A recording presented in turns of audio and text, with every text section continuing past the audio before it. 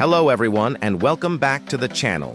Today we're diving deep into a topic that sits at the very heart of the Bible, the commandments.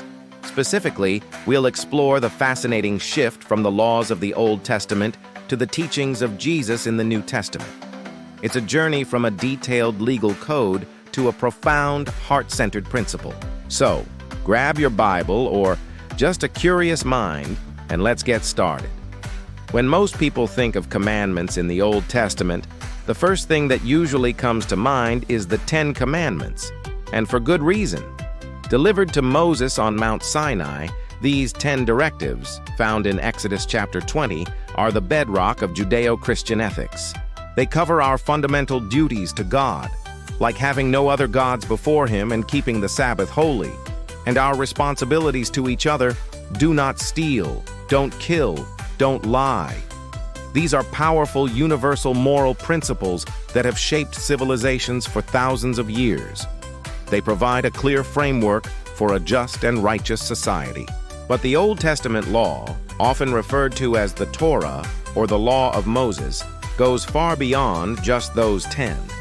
Did you know that Jewish tradition identifies a total of 613 commandments or mitzvot in the first 5 books of the Bible? That's right, 613. These laws cover an astonishingly wide range of human activity.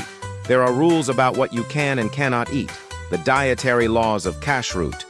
There are intricate instructions for religious rituals, temple worship, and purification rites. There are laws governing civil disputes, property rights, and social justice, including how to care for the poor, the widow, and the orphan. It was a comprehensive legal and moral system designed to guide the nation of Israel in every aspect of their life, setting them apart as a people dedicated to God. This system was detailed, specific, and focused on regulating external behavior to create a holy community. Then, Jesus arrives on the scene, and his approach to the law is both radical and revolutionary. He doesn't discard the old law. Instead, he fulfills it by revealing its deepest meaning. When a religious expert tries to test him by asking which commandment is the greatest, Jesus provides a summary that cuts through all 613 laws. He says, "You shall love the Lord your God with all your heart, with all your soul, and with all your mind. This is the first and great commandment, and the second is like it. You shall love your neighbor as yourself." On these 2 commandments hang all the law and the prophets. Think about that for a moment. Jesus takes this vast, complex legal system and distills it into 2 core principles: love God completely and love others as you love yourself. He's saying that if you can truly master these 2 things, you are, in essence, fulfilling the entire purpose of the law. Love becomes the ultimate litmus test, the guiding star for all our actions. It's a profound shift from a checklist of rules to a relational principle. But Jesus takes it even a step further. In the Gospel of John, on the night before his crucifixion, he gives his disciples what he calls a new commandment. He says, "A new command I give you, love one another. As I have loved you, so you must love one another." This isn't just love your neighbor as yourself. This is a whole new level.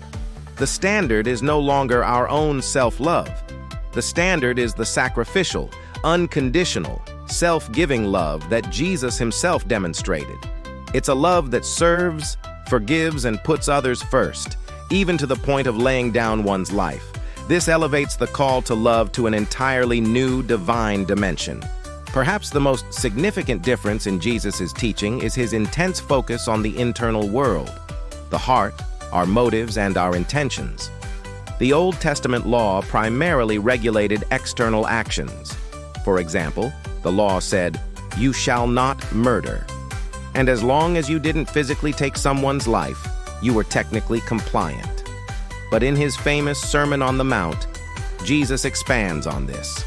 He says, "You have heard that it was said to those of old, 'You shall not murder.' But I say to you that whoever is angry with his brother without a cause shall be in danger of the judgment." Do you see the change? Jesus is saying that the root of murder is anger and hatred in the heart. True righteousness isn't just about avoiding the act, it's about purifying the inner attitude that leads to the act. He does the same thing with adultery.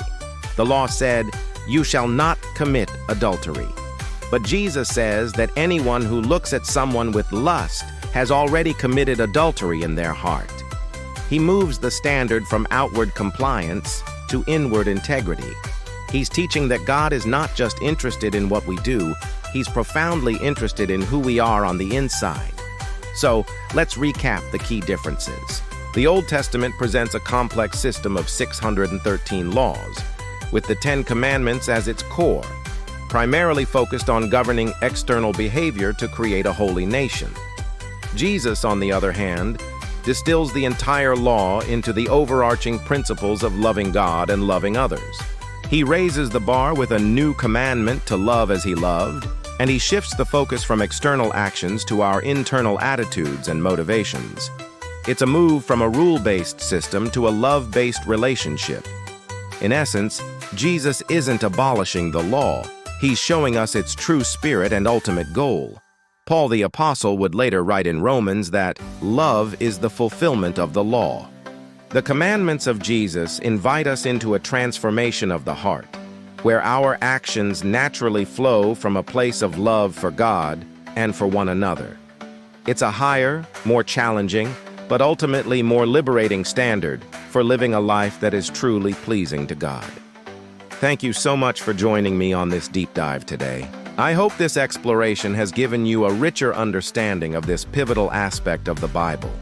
If you found this video helpful or thought-provoking, please give it a thumbs up and consider subscribing to the channel for more content like this. And I'd love to hear your thoughts in the comments below. Until next time, take care and God bless.